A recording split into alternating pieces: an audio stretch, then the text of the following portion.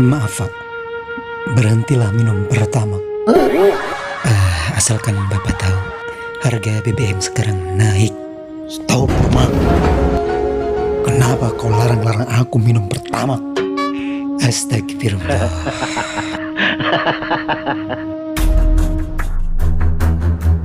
Tapi perbuatan-perbuatan Bapak sangat tidak berperi kemanusiaan dan peri keadilan bagi seluruh rakyat Indonesia. Aku tidak peduli dengan semua ini, Roma. Dengar, Roma. Baru pertama saya minum. Belum lagi minyak bawang, minyak goreng, minyak sayur, minyak lain-lain.